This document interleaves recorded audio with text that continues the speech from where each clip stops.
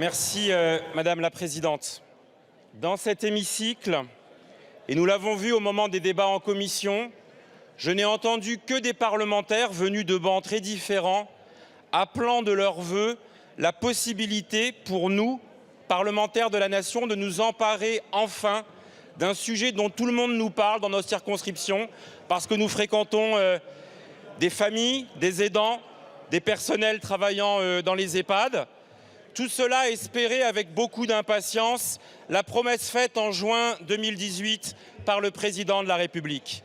5 ans de procrastination et pour faire oublier cette impuissance ou que dis-je, cette absence de volonté politique et de courage pour aborder un sujet central, celui de la transition démographique, des parlementaires Renaissance ont cru bien faire en proposant cette toute petite loi grand âge qui est un écran de fumée qui génère plus de frustration et parfois de colère qu'il n'apporte de réponse.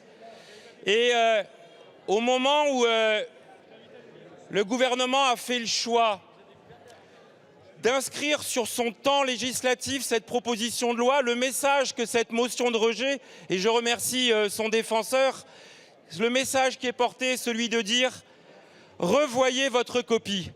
Travaillons sérieusement tous ensemble, de manière, s'il le faut, transpartisane, pour aborder la question de la gouvernance, la question du financement, et certainement pas comme vous l'avez fait, par exemple, Monsieur le Ministre, en déposant ce week-end 10 amendements tombés du ciel, qui n'ont pas pu être examinés en commission.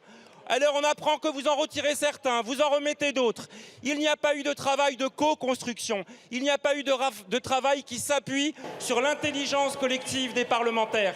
Et donc cette motion de rejet, c'est on renvoie en commission, on travaille tous ensemble et on fait enfin une vraie loi grand âge.